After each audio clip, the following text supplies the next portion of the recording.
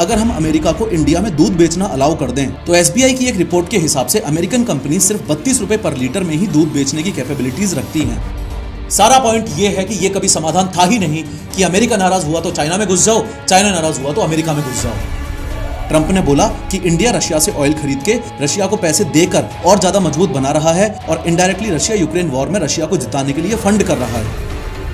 साथ ही इस H1B visa के नए रूल की वजह से छोटी छोटी अमेरिकन कंपनीज और स्टार्टअप्स के लिए इंडियन एम्प्लॉइज को अफोर्ड करना अब बहुत ज्यादा मुश्किल हो जाएगा कि दुनिया के एआई रिवॉल्यूशन का हिस्सा अगर हम नहीं बन पाएंगे तो आत्मनिर्भर भारत और विश्व गुरु जैसी बातें सिर्फ और सिर्फ कागज पर रह जाएंगी। जाकर चेक कर लेना, आंसर मैं पहले ही बता देता हूं। ये एक बहुत छोटा सा रीजन है टैरिफ लगाने का, असल रीजन कुछ और ही है।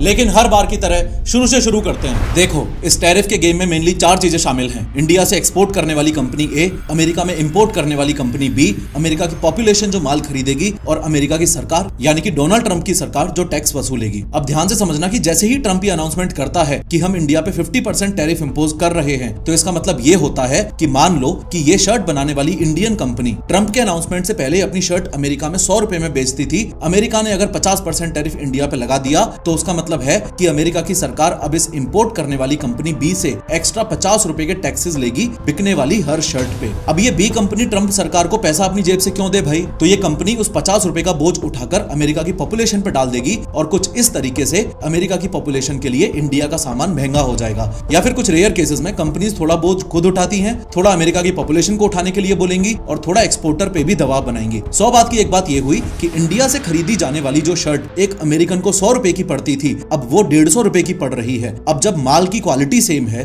और सिर्फ रुपए उस शर्ट पे बढ़ गए हैं, तो अमेरिका की पॉपुलेशन इस शर्ट को खरीदने में कम इंटरेस्ट दिखाएगी और अपने खुद के ही देश की किसी और कंपनी से सस्ते में शर्ट खरीदना चाहेगी। और जब इंडियन कंपनी ए की शर्ट्स बिकना बहुत कम हो जाएंगी, तो ऑब्वियसली इंडिया को एज अ कंट्री फाइनेंशियल नुकसान होने लगेगा, क्योंकि अब वो कंपनी अमेरिका से बहुत कम पैसे कमा के देश में ला पा रही है। अब यहाँ 2 बातें हैं। एक तो आपको यह समझ आ गया कि टैरिफ एग्जैक्टली कहते किसे हैं, साथ ही आपको यह भी समझ आ जाना चाहिए कि अमेरिका इंडिया पे या चाइना अमेरिका पे या फिर कोई भी एक देश दूसरे देश पर टैरिफ लगाता ही क्यों है। एग्जैक्ट रीजन टैरिफ इंपोज करने का होता क्या है? तो मेनली टैरिफ इंपोज करने के 3 रीजंस होते हैं। सबसे पहला रीजन है प्रोटेक्शन। अभी शर्ट वाले एग्जांपल से ही देखा ना आपने कि विदेशी माल को अगर महंगा कर दिया जाए तो लोग सेम क्वालिटी का माल सस्ते में खरीदने के लिए खुद के देश की कंपनीज की तरफ मुड़ने लग जाते हैं। तो अपनी डोमेस्टिक इंडस्ट्रीज को फॉरेन कंट्रीज के चीप माल से बचाने के लिए टैरिफ लगाया जा सकता है। दूसरा रीजन है रेवेन्यू। टैरिफ एक प्रकार का टैक्स ही तो है, इंपोर्ट टैक्स। और ये बात तुम अच्छे से जानते ही हो कि टैक्स सरकार के लिए कमाई का जरिया होता है ताकि देश चल सके। तो टैरिफ किसी भी देश की सरकार की ओवरऑल कमाई को बढ़ाने के लिए भी लगाया जा सकता है। और तीसरा और इंपॉर्टेंट रीजन है पनिशमेंट। और ये तीसरा वाला रीजन ही मेन रीजन बताया गया था ट्रंप सरकार के द्वारा, जब पिछले महीने अगस्त में ट्रंप ने इंडिया पे पहले तो 25% का टैरिफ इंपोज कर दिया और उसके बाद फिर से 27 अगस्त को 25% का एडिशनल टैरिफ और इंपोज कर दिया, यानी कि टोटल 50% टैरिफ फिलहाल अमेरिका ने इंडिया पे थोप रखा है। ट्रंप ने जब इंडिया पे टैरिफ इंपोज किए तो मेनली 2 कारण बताए थे, जिसमें से एक कारण पनिशमेंट वाले एंगल से था। सबसे पहला कारण तो ट्रंप ने यह दिया कि बिजनेस कर करके इंडिया जो अमेरिका से फायदा उठा पा रहा है, वो फायदा अमेरिका इन रिटर्न इंडिया से नहीं उठा पाता। और ये बात कुछ हद तक सही भी है, क्योंकि इंडिया का यूएस के साथ साल 2025 में ट्रेड सरप्लस रफली 40 बिलियन यूएस डॉलर्स के आसपास है। ट्रेड सरप्लस को ऐसे समझो कि इंडिया अपना जितने डॉलर्स का माल अमेरिका को एक्सपोर्ट कर रहा है वो ज्यादा है और अमेरिका से जितने डॉलर का माल खुद के देश में इंपोर्ट कर रहा है वो कम है, जो कि किसी भी देश के लिए गुड न्यूज होती है। ये था पहला कारण। अब दूसरा कारण ट्रंप ने इंडिया पे टैरिफ इंपोज करने का ये बताया कि वो इंडिया को पनिश करना चाहता है इस बात के लिए कि इंडिया रशिया से ऑयल खरीदता है। ट्रंप ने बोला कि इंडिया रशिया से ऑयल खरीद के रशिया को पैसे देकर और ज्यादा मजबूत बना रहा है और इनडायरेक्टली रशिया यूक्रेन वॉर में रशिया को जिताने के लिए फंड कर रहा है। लेकिन ट्रंप का ये पनिशमेंट वाला लॉजिक काफी हद तक फालतू सा है। 2 मिनट बाद आप लोगों को भी फालतू सा लगने लगेगा। ध्यान से बस इस रशिया के क्रूड ऑयल एक्सपोर्ट के ग्राफ को देखो। पिछले 2.5 साल का ये क्रूड ऑयल एक्सपोर्ट का ग्राफ साफ साफ बता रहा है कि रशिया से सबसे ज्यादा तेल लेने वाला देश इंडिया नहीं है बल्कि चाइना है। चाइना 47% पे है और इंडिया 38% पे है। अब ट्रंप के लॉजिक के हिसाब से तो चाइना मेन कल्प्रिट हुआ ना। असल में चाइना ज्यादा जिम्मेदार है इस चीज के लिए लिए कि रशिया को पैसे देकर और ज्यादा मजबूत बना रहा है और इनडायरेक्टली रशिया यूक्रेन वॉर में रशिया को जिताने के लिए फंड कर रहा है। तो इस हिसाब से तो सेम रीजन की वजह से चाइना पे भी खतरनाक टैरिफ ठोक देना चाहिए था, पर अमेरिका ने ऐसा नहीं किया क्योंकि रशियन ऑयल इंपोर्ट करना ये एक बहुत छोटा सा रीजन है टैरिफ लगाने का। असल रीजन कुछ और ही है। अगर रशिया से माल खरीद के रशिया को फंड करने वाला रीजन ही मेन रीजन होता तो ऐसे तो फिर अमेरिका को अपने स्ट्रेटेजिक दोस्त यूरोपियन यूनियन पे भी भारी टैरिफ ठोकना चाहिए, क्योंकि उसी सेम 2.5 साल के पीरियड में रशिया से एलएनजी और पाइपलाइन गैस खरीदने वाला लार्जेस्ट बायर है यूरोपियन यूनियन। अगर रशिया से माल खरीद के रशिया को फंड करने वाला लॉजिक ही है इंडिया पे टैरिफ्स लगाने के पीछे, तो इस हिसाब से तो अमेरिका को खुद पे भी टैरिफ्स ठोक देने चाहिए, क्योंकि साल 2024 में अमेरिका ने रशिया से टोटल $3 बिलियन से ज्यादा का माल खरीदा है, जैसे एनरिच्ड यूरेनियम, पैलेडियम और फर्टिलाइजर्स। यहां तक आपको थोड़ा थोड़ा समझ आ रहा होगा कि इंडिया पर टैरिफ्स इंपोज करने की कहानी सिर्फ रशियन क्रूड ऑयल इंपोर्ट तक लिमिटेड नहीं है, उससे कहीं ज्यादा है। रशिया से तेल लेना तो बस एक पॉलिटिकल जस्टिफिकेशन था। तो अगर Russian crude oil import main reason नहीं है टैरिफ लगाने के पीछे, तो एग्जैक्ट रीजन क्या है? एग्जैक्ट रीजन छुपा हुआ है प्राइम मिनिस्टर ऑफ इंडिया की कही गई इस बात में। भारत अपने किसानों के, पशुपालकों के और मछुआरे भाई बहनों के हितों के साथ कभी भी समझौता नहीं करेगा। टैरिफ्स लगने के बाद प्राइम मिनिस्टर ऑफ इंडिया ने यह बोला था कि हम अपने किसानों के हितों के साथ समझौता नहीं करेंगे। रियल मुद्दा यह है कि इंडिया ने अपना एग्रीकल्चरल मार्केट अमेरिका के लिए नहीं खोल रखा है और यूएस इंडिया एग्रीकल्चरल ट्रेड का ये टेंशन साल 2018 से भी पहले से ठीक ठाक रूप से चला आ रहा है। इस एग्रीकल्चरल टेंशन के बारे में बात करने से पहले मैं ये चाहता हूं कि आप लोगों को इस बात का बहुत अच्छे से एहसास हो कि 5th लार्जेस्ट इकोनॉमी होने का मतलब ये बिल्कुल भी नहीं होता है कि इंडिया अब इनफ स्ट्रांग हो चुका है। अपने देश के लोगों और मोस्ट इंपोर्टेंटली भ्रष्ट नेताओं में आज के दिन ये सेंस ऑफ अर्जेंसी डेवलप होना एक्सट्रीमली इंपॉर्टेंट है कि अभी अपना देश international politics, foreign policy, IT tech sector और एआई जैसे फील्ड्स के अंदर बहुत पिछड़ा हुआ है। इंटरनेशनल और जियोपॉलिटिकल मार्केट्स में ये देश की ताकत ही होती है जो ये डिसाइड करती है कि अमेरिका उस देश को धमका पाएगा कि नहीं। भले ही रशियन ऑयल इंपोर्ट करने वाली बात पार्शियली फर्जी हो, लेकिन अमेरिका चाइना के ऊपर इस बात के दम पर टैरिफ्स नहीं ठोक पाया। क्यों? क्योंकि चाइना अपनी औकात पर दिन पे दिन काम कर रहा है। अमेरिका इंडिया को रशियन ऑयल खरीदने की वजह से टारगेट कर रहा है ताकि दो प्रेशर बना सके, एक तो रशियन वॉर के खिलाफ और दूसरा ये ताकि इंडिया अपना एग्रीकल्चरल मार्केट ओपन करे। लेकिन चाइना को इक्वली धमका सके ये अमेरिका की औकात नहीं, क्योंकि चाइना की इकोनॉमी और ग्लोबल ऑयल मार्केट्स में भारी प्रेजेंस है। मोर इंपोर्टेंटली चाइना ने समय रहते अपने देश में एआई इंफ्रास्ट्रक्चर पर बहुत जम के काम कर लिया है। चाइनीज यूथ को एआई की इंपॉर्टेंस बताना, चाइनीज कंपनीज को एआई इनोवेशन की तरफ मोटिवेट करना, ये सारी चीजें वो लोग समय रहते कर चुके हैं। ये देश की ताकत आर्टिफिशियल इंटेलिजेंस, पॉलिटिक्स और इकोनॉमिक फैक्टर्स का खेल है जो इंडिया और चाइना इन दोनों देशों के लिए अमेरिका की अलग अलग अप्रोच दिखा रहा है। आज के दिन मजबूत भारत बनाने के लिए बहुत ज्यादा जरूरी है कि अपने देश में यंग इंडियंस भी आर्टिफिशियल इंटेलिजेंस से जुड़े हुए कोर्सेज, प्रोग्रामिंग और डेटा साइंस के फील्ड में खुद को हाईली स्किल्ड बनाएं। और ऐसा करने में Scaler.com आपकी सबसे ज्यादा मदद करेगा। स्केलर इंडिया का एक ऑनलाइन टेक एजुकेशन प्लेटफॉर्म है जो आपको डेटा साइंस और सॉफ्टवेयर रोल्स के लिए तैयार करता है। इंस्ट्रक्टर्स के रूप में आपको सिखाने के लिए स्केलर पे मिलेंगे industry experts from top notch companies और उनसे वन-ऑन-वन मेंटरशिप। स्केलर आपको unlimited AI powered mock interviews करने का ऑप्शन देता है जो रियल वर्ल्ड मांग इंटरव्यूज पे ट्रेंड है, और 100+ कैपस्टोन प्रोजेक्ट्स के साथ ये भी सिखाते हैं कि यूट्यूब जैसे बाकी प्लेटफॉर्म्स आखिर काम कैसे करते हैं। मोरओवर स्केलर का एआई पावर रिज्यूमे बिल्डर आपको एक्शनेबल फीडबैक और इनसाइट्स देके आपके रिज्यूमे को और शार्प बनाने में हेल्प करता है। स्केलर आपको प्लेसमेंट असिस्टेंस प्रोवाइड करता है in companies such as Netflix, Flipkart, Amazon and Google. In fact 90% से ज्यादा स्केलर लर्नर्स को बिग टेक कंपनीज में प्लेसमेंट मिल चुका है। सबसे बेस्ट बात यह है कि ईएमआई ऑप्शंस की वजह से सब कुछ इजीली एक्सेसिबल है। लिंक मैंने डिस्क्रिप्शन में डाल दिया है, अभी की अभी जाकर स्केलर की free live master class join करो। खैर, बात करें कि इंडिया ने अपना एग्रीकल्चरल मार्केट अमेरिका के लिए नहीं खोल रखा है, तो इंडिया एक ऐसा देश जिसकी 50% से ज्यादा पॉपुलेशन डायरेक्टली और इनडायरेक्टली एग्रीकल्चर पर डिपेंड करती हो, वो देश एग्रीकल्चर से जुड़े हुए सभी डिसीजंस बहुत सोच समझ के ले, यही सही है। इंडिया अपना एग्रीकल्चर मार्केट पूरा का पूरा अमेरिका के लिए ओपन नहीं करता, क्योंकि हमारा फार्मिंग सेक्टर देश की इकोनॉमी और रोजी रोटी का बैकबोन है। अमेरिका में सरकार बहुत ज्यादा सब्सिडीज देती है अपने फार्मर्स को, चाहे फीड की बात हो, टेक्नोलॉजी की बात हो, इंश्योरेंस की बात हो या प्राइस सपोर्ट की बात हो। उस लेवल की सब्सिडीज इंडिया अपने फार्मर्स को दे, ये अभी इंडिया के लिए पॉसिबल नहीं है। कभी जब नेताओं और कॉन्ट्रैक्टर्स की जेबें भर जाएंगी तब भले ही सरकार किसानों के बारे में सोचे, लेकिन फिलहाल तो पॉसिबल नहीं है। इसका मतलब ये हुआ कि अमेरिका के खेतों में वही सेम आउटपुट तैयार किया जा सकता है काफी कम प्राइस पर इंडिया के छोटे फार्मर्स का मार्जिन बहुत कम होता है। ये अभी उस लेवल पर नहीं है जिस लेवल पर अमेरिका के किसान हैं। तो अगर US farm products freely India में आ गए तो अपने देश में वो बहुत ज्यादा सस्ते में बिक पाएंगे और लोकल किसानों से आम जनता एग्रीकल्चरल और डेयरी प्रोडक्ट्स खरीदना बंद कर देगी। फॉर एग्जांपल, अगर हम अमेरिका को इंडिया में दूध बेचना अलाउ कर दें तो एसबीआई की एक रिपोर्ट के हिसाब से अमेरिकन कंपनी सिर्फ 32 रुपए पर लीटर में ही दूध बेचने की कैपेबिलिटीज रखती हैं। और अगर ऐसा होता है तो इंडिया के पशुपालकों का फ्यूचर खतरे में आ जाएगा, क्योंकि वो 52 से 55 रुपए पर लीटर से नीचे नहीं दे पा रहे। ये एक रीजन है जिसकी वजह से इंडिया अपना एग्रीकल्चरल मार्केट अमेरिकन कंपनीज के लिए ओपन नहीं कर रहा है। दूसरा रीजन है जेनेटिकली मॉडिफाइड क्रॉप्स, यानी कि जीएम क्रॉप्स। अमेरिका में बनने वाली क्रॉप्स जेनेटिकली मॉडिफाइड क्रॉप्स होती हैं और इंडिया में ये क्रॉप्स बैन है। देखो, सिंपल शब्दों में समझो, जीएम या जेनेटिकली मॉडिफाइड क्रॉप्स का मतलब है ऐसे बीज जिनके जीन्स को लैब में मॉडिफाई करके उनको एक्स्ट्रा क्वालिटीज दी जाती हैं, जैसे कि ज्यादा फास्ट ग्रो करना, इंसेक्ट से बचना या कम पानी में सर्वाइव करना। साइंटिस्ट लोग एक प्लांट के डीएनए में दूसरे ऑर्गेनिज्म का जीन डाल देते हैं ताकि क्रॉप ज्यादा आउटपुट दे या पेस्टिसाइड कम लगे। अमेरिका के साथ साथ और भी कुछ देश जीएम क्रॉप्स को इसलिए बनाते हैं क्योंकि उनसे फार्मिंग सस्ती होती है, यील्ड ज्यादा मिलता है और पेस्ट का खतरा कम हो जाता है। अब इंडिया में सबसे बड़ा इशू यह है कि जीएम क्रॉप्स का लोगों की हेल्थ और एनवायरनमेंट पर लॉन्ग टर्म इंपैक्ट क्या पड़ेगा, इस बारे में हमें अभी बहुत कम पता है। जेनेटिकली मॉडिफाइड क्रॉप्स के मामले में अपने देश के फार्मर्स और साइंटिस्ट अभी काफी डिवाइडेड हैं। साइंटिस्ट फेवर में हैं और देश के किसान मोस्टली अगेंस्ट में हैं। इंडिया में फ्यूचर में कभी भी अगर जीएम क्रॉप्स को लार्ज स्केल अप्रूवल मिला भी तो सिर्फ तब मिलेगा जब 100% इस बात की श्योरिटी हो जाए कि लोगों के लिए ये सेफ है और किसानों के लिए इकोनॉमिकली घातक साबित नहीं होगी। इंडिया सिर्फ एक ही जीएम क्रॉप का इंपोर्ट देश में अलाउ करता है और वो है कॉटन, जो कि खाने वाली क्रॉप नहीं है। ये बैन सिर्फ अमेरिका के जीएम क्रॉप्स पर नहीं बल्कि सभी कंट्रीज के लिए है, चाहे बीज यूएस का हो, ब्राजील का या कोई और कंट्री का। जब तक इंडिया की जेनेटिक इंजीनियरिंग अप्रेजल कमेटी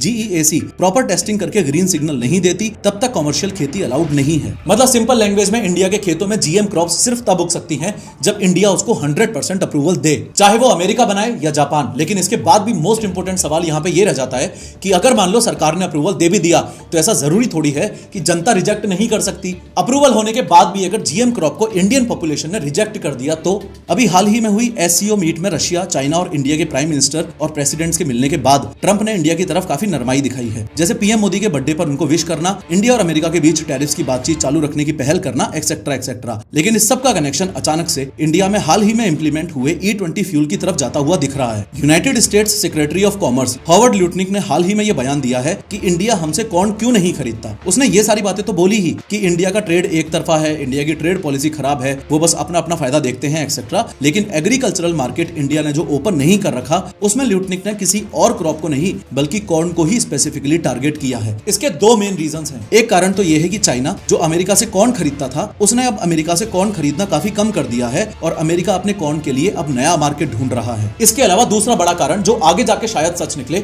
वो ये कि अमेरिका की नजर में ये बात बहुत अच्छे से साफ तौर पे आ चुकी है कि इंडिया बहुत एग्रेसिवली अपने देश के अंदर E20 फ्यूल का इंप्लीमेंटेशन करने जा रहा है। E20 फ्यूल का मतलब है कि भारत के सभी पेट्रोल पंप्स पर प्योर पेट्रोल ना मिलके ऐसा पेट्रोल मिलेगा जिसमें 20% तो इथेनॉल होगा और 80% ही पेट्रोल होगा। अब इथेनॉल बनता है कॉर्न से और आगे आने वाले 2 सालों में इंडिया को कॉर्न की बहुत खतरनाक डिमांड होने वाली है। जैसे ये बात अमेरिका की नजर में आई तो उन्होंने स्पेसिफिकली टारगेट करना शुरू कर दिया इंडिया में कॉर्न को। उन्होंने बोला कि सारी बातें बाद में हैं, सबसे पहले आप हमसे कॉर्न खरीदना शुरू करो।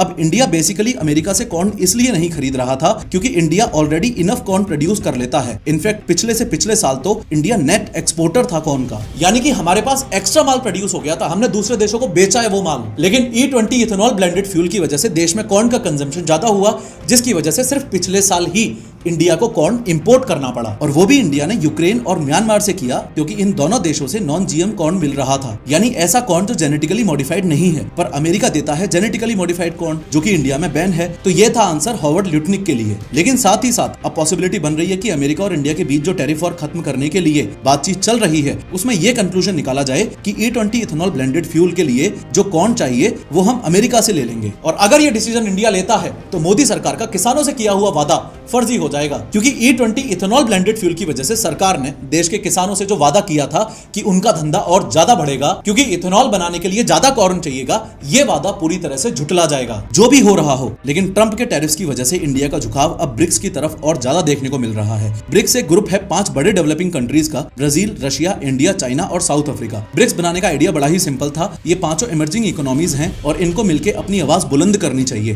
ताकि सिर्फ अमेरिका, यूरोप या फिर यूं कह लो कि सिर्फ वेस्ट की मोनोपोली ना रहे ग्लोबल फाइनेंस, ट्रेड और पॉलिटिक्स में। और अब वापस उसका सेकंड वर्जन यानी कि 2.0 शुरू हो चुका है, जो वर्ल्ड वॉर 2 के बाद 1945 से लेकर 1990 के बीच अमेरिका और सोवियत यूनियन के बीच चला। That is cold war. Cold war 2.0 थोड़ा अलग है। पावर डिस्ट्रीब्यूशन होता हुआ दिख रहा है। पावर काफी हद तक वेस्ट से ईस्ट की तरफ शिफ्ट हो रही है। लेकिन यह बात इंडिया भी अच्छे तरीके से जानता है कि अमेरिका को छोड़ के पूरी तरह से ब्रिक्स में घुस जाना समाधान नहीं है। ब्रिक्स अमेरिका पर डिपेंडेंसी खत्म करने के लिए है और अपने ट्रेड ऑप्शंस को डाइवर्सिफाई करने के लिए है, अमेरिका से रिश्ते खत्म करने के लिए नहीं है। जहां तक मेरा मानना है, अगर किसी इंडस्ट्री को ट्रंप से सबसे ज्यादा खतरा है तो वो है इंडिया की आईटी इंडस्ट्री। ट्रंप सरकार के द्वारा हाल ही में लिए गए 2 डिसीजंस ऐसे हैं जैसे ट्रंप इंडिया की आईटी इंडस्ट्री को जानबूझ के डिस्ट्रॉय करने की कोशिश कर रहा है क्या। एक डिसीजन तो है हायर एक्ट 2025 का, जो कि 7 सितंबर को प्रपोज किया गया और अभी ये बिल पास नहीं हुआ। और दूसरा डिसीजन है जो एकदम हाल ही में लिया गया, H1B वीजास पे $1 लाख की फीस इंपोज करने का। हायर एक्ट 2025 का मतलब है halting international relocation of employment act. ये एक यूएस सेनेटर ने प्रपोज किया है। इस एक्ट का मतलब है कि जो भी अमेरिकन कंपनीज अपने देश के बाहर दूसरे देशों में लोगों को काम दे रही हैं, मेनली इंडियन आईटी कंपनीज को, उन पर 25% एक्साइज टैक्स लगेगा। इसका मतलब ये हुआ कि अगर कोई अमेरिकन कंपनी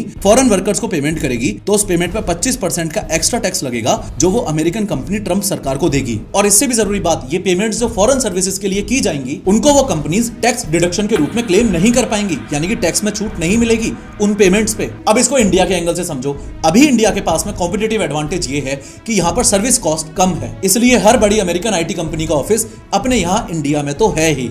क्योंकि आप इस पूरे कॉन्सेप्ट को अगर बिगर पिक्चर से देखने की कोशिश करोगे तो भले ही अपने देश की बड़ी बड़ी आईटी कंपनीज सूट और टाई में एम्प्लॉयज बिठा के बढ़िया ऑफिस से भले ही काम करवा रही हो, लेकिन अमेरिकन कंपनीज के लिए ये है तो एक मजदूर मंडी ही। अपने देश की आईटी कंपनीज का मेन फोकस हो गया है यूएस क्लाइंट्स ढूंढो, जल्दी से जल्दी ज्यादा से ज्यादा आईटी सर्विसेज दो, भले ही वो बीपीओ, कॉल सेंटर एक्सेट्रा की सर्विसेज हो, और कैसे भी करके बस डॉलर्स में कमाओ। जबकि असलियत यह है कि इंडिया का आईटी सेक्टर पूरी दुनिया में कितना पावरफुल होगा और कितना नहीं, यह सिर्फ इस बात पर डिपेंड करता है कि हमारा रिसर्च और इनोवेशन पर कोर कितना फोकस है। सरकार हो चाहे कंपनीज हो, रिसर्च और इनोवेशन पर फोकस सबसे कम है और पूरा फोकस सिर्फ इस बात पे होके रह गया है कि कैसे आईटी कंपनीज के एम्प्लॉइज को पूरी तरह से निचोड़ लिया जाए। अगर by chance hire act pass हो गया तो फिर करते रहना ये 70 आवर्स पर वीक वाली बातें। खैर, मुद्दे की बात यह है कि अमेरिकन कंपनीज इंडिया में भले ही स्किल की वजह से भी काम देती हो, लेकिन मेनली उनका इंपॉर्टेंट रीजन ये है कि इंडियन कंपनीज में दिया गया काम उनको सस्ता पड़ता है। अगर हायर एक्ट की वजह से अमेरिकन कंपनीज को 25% एक्स्ट्रा टैक्स देना पड़ेगा और उन्हें टैक्स डिडक्शन में छूट नहीं मिलेगी, तो इंडिया के लोगों को आईटी का काम देना दिक्कत की बात होगी ही होगी। सेम गेम अभी ट्रंप ने H1B वीजास पर 88 लाख रुपए की फीस इंपोज करके भी खेला। एक ऐसी फीस जो कि पहले ज्यादा से ज्यादा सिर्फ 3.5 लाख रुपए के आसपास ही हुआ करती थी। H1B वीजा एक स्पेशल टाइप का यूएस वर्क वीजा है, जिसके थ्रू अमेरिकन कंपनीज बाहर के स्किल्ड लोग, mostly engineers, IT professionals, doctors etcetera को यूएस बुलाकर काम करा सकते हैं अगर उनको अमेरिका में वैसे लोग नहीं मिल रहे हैं। तो ये visa mainly IT industry, engineering और टेक्नोलॉजी जॉब्स के लिए ही होता है। ये कुछ ऐसा है कि अगर किसी अमेरिकन आईटी कंपनी को लगा कि इंडिया का ये एक्स बंदा सही स्किल्ड है, तो वो कंपनी उस बंदे का H1B वीजा स्पॉन्सर करेगी और अपने देश बुलाएगी। 70% से ज्यादा H1B वीजा होल्डर्स इंडियंस ही हैं। ट्रंप की सरकार का ये कहना है कि H1B वीजा के थ्रू फॉरेन वर्कर्स आके अमेरिकन लोगों की नौकरियां छीन रहे हैं, जिसकी वजह से अमेरिका के लोकल लोगों को नुकसान हो रहा है। इसलिए H1B वीजा ट्रंप ने इतना ज्यादा महंगा कर दिया ताकि अमेरिकन कंपनीज बहुत सोच समझकर फॉरेन वर्कर्स को अमेरिका में बुलाएं, स्पेशली इंडियन आईटी प्रोफेशनल्स को। इस H1B वीजा रूल इंप्लीमेंटेशन के थ्रू ट्रंप का मैसेज एकदम क्लियर है, पहले अमेरिकन को नौकरी दो, बाकी सब बाद में देखेंगे। ट्रंप के इस H1B वीजा के नए नियम की वजह से कंपटीशन अब इसलिए बढ़ जाएगा क्योंकि अमेरिकन आईटी कंपनीज बहुत ज्यादा सोच समझ के डिसीजंस लेंगी। किसी एम्प्लॉय का वीजा स्पॉन्सर करने में अगर इतना ज्यादा दाम लग रहा है तो अमेरिकन कंपनीज बहुत सोच समझ के ये डिसीजन लेंगी ना कि किस बंदे पर पैसा खर्च करना है, कितना पैसा खर्च करना है, वो बंदा कितना स्किल्ड है और कंपनी को एग्जैक्टली कितना प्रॉफिट कमा के दे पाएगा। साथ ही इस H1B वीजा के नए रूल की वजह से छोटी छोटी अमेरिकन कंपनीज और स्टार्टअप्स के लिए इंडियन एम्प्लॉइज को अफोर्ड करना अब बहुत ज्यादा मुश्किल हो जाएगा। लॉन्ग टर्म में ट्रंप के इस डिसीजन की वजह से ऑफशोरिंग का ट्रेंड और ज्यादा बढ़ेगा, मतलब यूएस जाने का भूल जाओ, इंडिया में बैठ के ही अमेरिका का काम करो। पर इसका भी मैंने आपको ऑलरेडी बता दिया है कि हायर एक्ट के थ्रू ट्रंप इस चीज पर भी 25% टैक्स लेने वाला है अगर वो बिल पास हुआ तो। दिक्कत सबसे बड़ी ये है कि लोगों को लग रहा है कि जो अमेरिका इंडियन आईटी इंडस्ट्री का इतना अच्छा दोस्त था, वो America he Indian IT industry का इतना बड़ा दुश्मन बन गया। पर असलियत यह है कि इंडियन आईटी इंडस्ट्री का सबसे बड़ा दुश्मन हमेशा से ही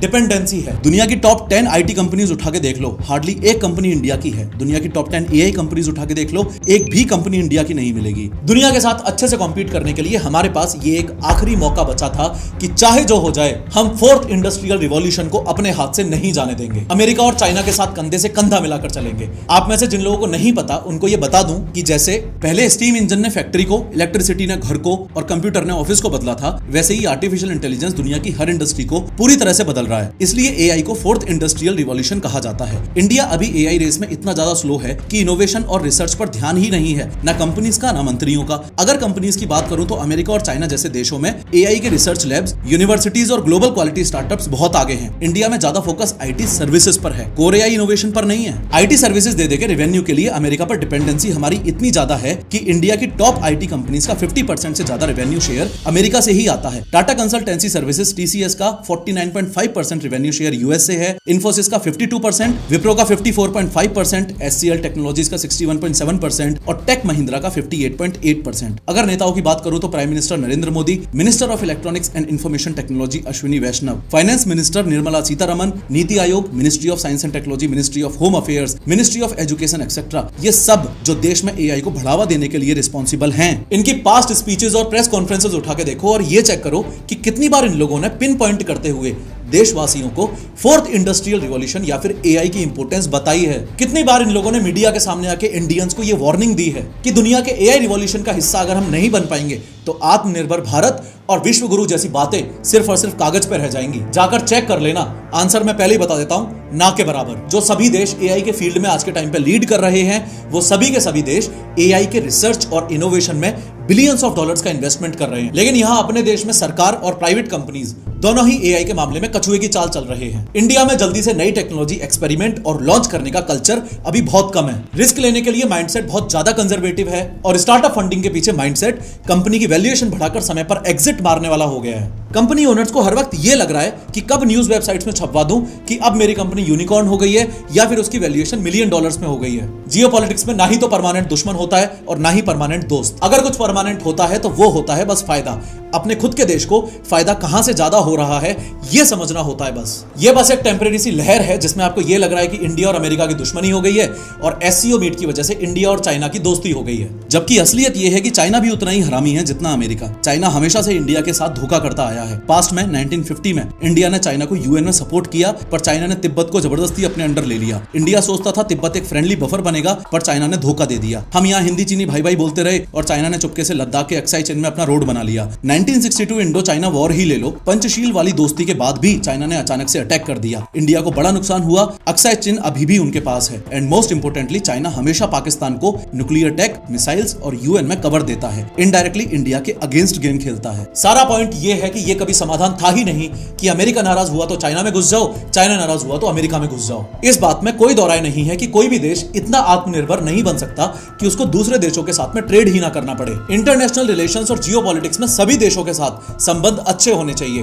पर हाँ ये बात भी सच है कि कोई भी देश इतना आत्मनिर्भर जरूर बन सकता है कि अमेरिका आपके खिलाफ ऐसे कदम ना उठा पाए जैसे ट्रंप इंडिया के खिलाफ उठा रहा है। अगर इसका कोई ठोस समाधान है तो वो सिर्फ ये कि इंडिया को आत्मनिर्भर बनना पड़ेगा। मैं उस वाले आत्मनिर्भर भारत की बात नहीं कर रहा जो तुम्हें मीडिया में सुनने को मिलता है, क्योंकि उस पर तो अभी बहुत काम करने की जरूरत है, बल्कि मैं उस दमदार वाले आत्मनिर्भर भारत की बात कर रहा हूं जिसके बाद अमेरिका फ्यूचर में इंडिया के खिलाफ कोई भी डिसीजन लेने से पहले 100 बार सोचेगा। देश की हर आईआईटी में कंप्यूटर साइंस लेने वाला टॉप टैलेंट बस अमेरिका जाकर काम करना चाहता है, क्योंकि अमेरिका में अपॉर्चुनिटी और पैसा ही इतना ज्यादा है। समय के साथ हमें अपने देश में वो सेम अपॉर्चुनिटीज और पैसा इन टैलेंट्स को देना पड़ेगा, तब जाके ब्रेन ड्रेन पर टॉन्ट मारते हुए ये जो कहावत बोली जाती है ना कि पढ़ेगा इंडिया तभी तो बढ़ेगा अमेरिका, इस कहावत पर रोक लग पाएगी। देश को एग्रीकल्चर 2.0 की सख्त जरूरत है। किसान को सिर्फ अन्नदाता की तरह देखना बंद करना पड़ेगा और उन्हें टेक और डेटा का किंग बनाना पड़ेगा। जब मेड इन इंडिया से आगे बढ़कर इन्वेंटेड इन इंडिया का टैग लगेगा तब दुनिया हमारे ब्लूप्रिंट्स को कॉपी करना शुरू करेगी। देश को एजुकेटेड और स्किल्ड यूथ की जरूरत है। सिस्टम पूरा इस तरीके से डिजाइन करना पड़ेगा कि हर बंदे के हाथ में स्किल हो,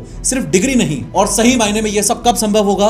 यह सब सिर्फ तब संभव होगा जब देश के लोगों के दिलों में नेताओं के लिए इज्जत होगी। नेता जो बोलेगा लोग वो सुनेंगे, नेता जो बोलेगा लोग वो करेंगे, क्योंकि आम आदमी तो बस एक सिस्टम का पार्ट है। असल में पूरा का पूरा सिस्टम तो मिनिस्ट्रीज के पास है ना। बहुत ताकत है इस देश के लोगों में, बस वो सही तरीके से इस देश के लिए इस्तेमाल नहीं हो पा रही है। अगर ताकत ना होती तो इंडियंस इतनी बड़ी बड़ी पोजीशंस पर बैठकर ग्लोबल टेक जायंट्स को ना चला रहे होते। ट्रंप भी तो सभी देशों के खिलाफ जाकर इतने बड़े बड़े डिसीजंस ले रहा है सिर्फ इसलिए ताकि वो अमेरिका को फिर से मैन्युफैक्चरिंग पावर हाउस बना सके, सिर्फ इसलिए ताकि अमेरिकन ही अमेरिका में ज्यादा से ज्यादा नौकरियां करें, ताकि उस देश की डिपेंडेंसी बाकी देशों पर कम हो सके। तो बस अब इंतजार इस चीज का है कि अपने देश के नेता भी ये धर्म और हिंदू मुस्लिम वाली राजनीति से थोड़ा सा हटके कब रिसर्च, इनोवेशन, आर्टिफिशियल इंटेलिजेंस और इंडिया की दूसरे देशों पर डिपेंडेंसी की बात पॉइंट टू पॉइंट जनता के सामने आके करेंगे। लेकिन एक बात इसमें समझने वाली यह भी है कि अमेरिका के स्ट्रिक्ट वीजा रूल्स की वजह से हमारे देश के यंग लोगों को यहीं पर यानी हमारे ही देश में ज्यादा एक्सपोजर मिलेगा, जिससे उनका करियर और फास्ट ग्रो करेगा। बस जरूरत है अच्छी स्किल्स की, और स्केलर आपको स्किल्स में माहिर कर सकता है। फिर से याद दिला दूं, लिंक मैंने डिस्क्रिप्शन में दे दिया है, अभी जाकर free live master class join करो। खैर, इस वीडियो पे क्लिक करके ध्यान से समझो कि इस देश की सड़कों में बने हुए गड्ढे नहीं, गड्ढों में बनी हुई सड़कें कैसे लोगों की जान ले रही हैं।